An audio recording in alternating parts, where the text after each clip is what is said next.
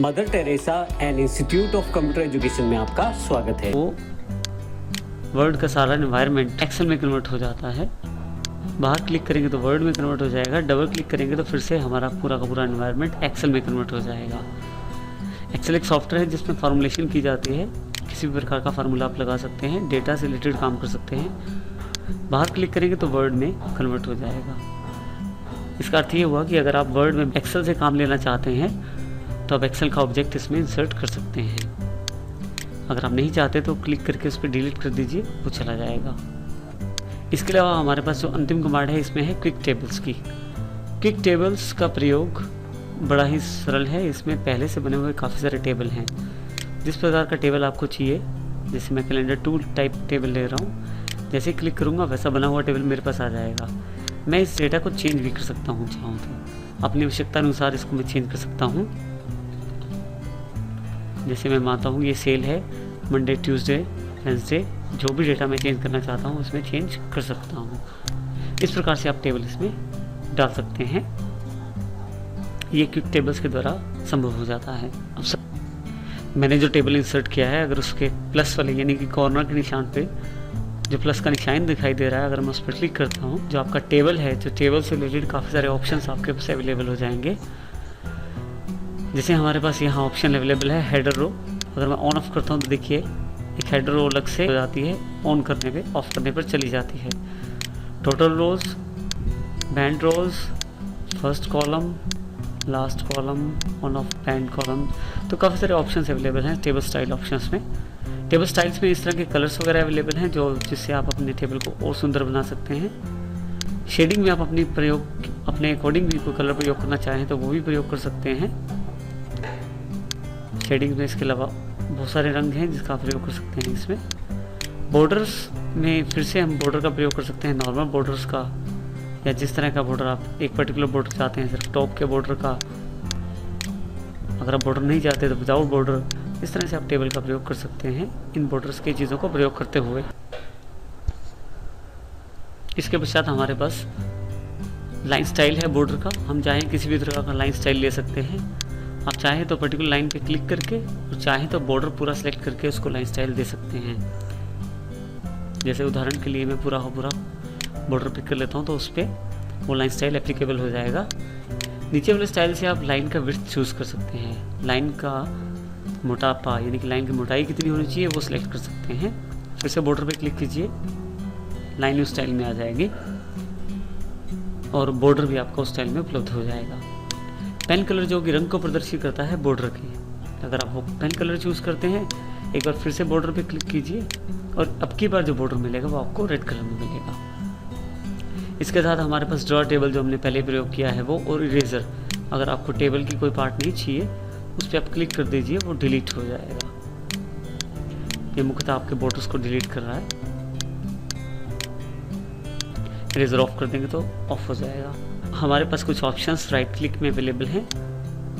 जैसे हम लोग कोई नई रो डालना चाहें या नया कॉलम डालना चाहें या कुछ हटाना भी चाहें तो वो भी उपलब्ध है राइट क्लिक पर। जैसे मैंने ये सिर्फ एक अजय वाली लाइन सेलेक्ट की है, अगर इस पर राइट क्लिक करूं तो काफ़ी सारे ऑप्शंस अवेलेबल हो जाएंगे, जिसमें मेरे पास इंसर्ट का मेन ऑप्शन है। मैं चाहूँ तो यहाँ से रोज़, क्योंकि मैंने रो सेलेक्ट की है तो रो अबव और बिलो का कोई भी ऑप्शन लेके लाइन ऊपर या नीचे डाल सकता हूँ। रो अबव करूँगा तो लाइन ऊपर आ जाएगी, और वैसे ही अगर रो बिलो कर दूंगा तो मेरे पास लाइन नीचे आ जाएगी। इसी प्रकार से मान लीजिए मार्क्स के साथ मुझे कोई कॉलम और चाहिए तो राइट क्लिक करूँगा। सेलेक्ट करने के पश्चात राइट क्लिक करना ज़रूरी है। सेलेक्ट करें फिर राइट क्लिक करें। कॉलम के लिए दो ऑप्शन है, लेफ्ट और राइट। अगर राइट साइड क्लिक कर देंगे तो राइट साइड कॉलम आ जाएगा नया। अब इस पर कुछ भी टाइप कर सकते हैं। आप चाहें तो लेफ्ट साइड भी कॉलम ला सकते हैं, insert column at left side के ऑप्शन के द्वारा। अगर आप चाहें कुछ चीज़ें अगर आपको नहीं चाहिए इसमें तो वो भी आप डिलीट कर सकते हैं। जैसे कॉलम मुझे नहीं चाहिए, मैंने इसको सिलेक्ट किया, राइट क्लिक किया, डिलीट कॉलम का ऑप्शन अवेलेबल हो गया मेरे पास।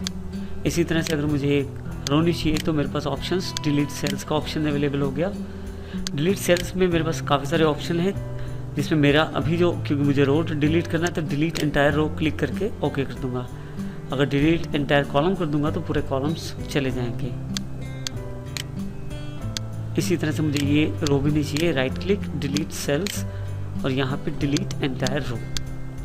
अब मान लीजिए मुझे ये वाला बॉक्स नहीं चाहिए, और मैं चाहता हूँ कि ये जो मेरे नीचे वाले नंबर हैं वो ऊपर हो जाएं। इसके लिए मुझे राइट क्लिक करके डिलीट सेल्स पे जाके शिफ्ट सेल्स लेफ्ट और शिफ्ट सेल्स अप के रूप में दो ऑप्शन हैं। यहाँ मैं शिफ्ट सेल्स अप को सिलेक्ट करके ओके कर दूंगा तो वो वाला सेल डिलीट हो जाएगा और जो नीचे वाले हैं वो ऊपर की तरफ बढ़ जाएंगे सेल। इस तरह से लेफ्ट में भी एप्लीकेबल है। मान लीजिए मुझे 45 वाला डेटा नहीं चाहिए, right click, delete cells, shift cells left, तो जो मेरे राइट साइड वाले सेल्स हैं वो लेफ्ट साइड की तरफ शिफ्ट हो जाएंगे। कंट्रोल Z का प्रयोग करके मैं अपने टेबल को पुरानी स्थिति में ला सकता हूँ जो बिल्कुल ठीक थी। अब मान लीजिए मुझे इस टेबल के ऊपर एक लाइन चाहिए जिसमें इस क्लास का नाम लिखा है। मैं राइट क्लिक करता हूँ, इंसर्ट रो अबव कर देता हूँ, लेकिन जब मैं अगर कुछ लिखने की कोशिश करूँगा तो ये क्योंकि बॉक्सेस में है तो यहाँ लिखा नहीं जाएगा। मान लीजिए मैं लिखने की कोशिश करता हूँ क्लास 10th रिजल्ट,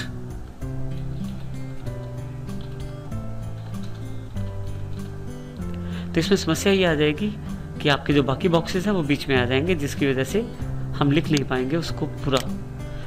तो इसका एक विकल्प हमारे पास क्या है, हम इस रो को जिसमें 3 सेल बने हुए हैं छोटे छोटे, जैसे कि ये पहला सेल, ये दूसरा और ये तीसरा, इन तीनों सेल्स को सिलेक्ट करेंगे, राइट क्लिक करेंगे, हमारे पास ऑप्शन अवेलेबल है मर्ज सेल। आपके मर्ज सेल्स को क्लिक करते ही जो 3 सेल्स हैं वो एक बड़े सेल में कन्वर्ट हो जाएंगे। अब मैं यहाँ कुछ भी टाइप कर सकता हूँ, जैसे कि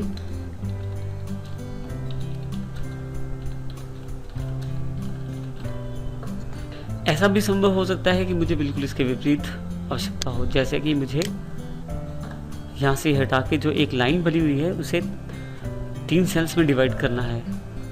ये भी संभव है। राइट क्लिक करें इस पर, यहाँ ऑप्शन बदल गया है स्प्लिट सेल्स, स्प्लिट सेल्स पे जाएं, नंबर ऑफ कॉलम, कितने बॉक्स या कितने कॉलम्स में पढ़ना चाहते हैं वो बता दें और कितनी रोज में, क्योंकि मेरे पास पहले एक ही रो अवेलेबल थी और 3 कॉलम थे छोटे छोटे।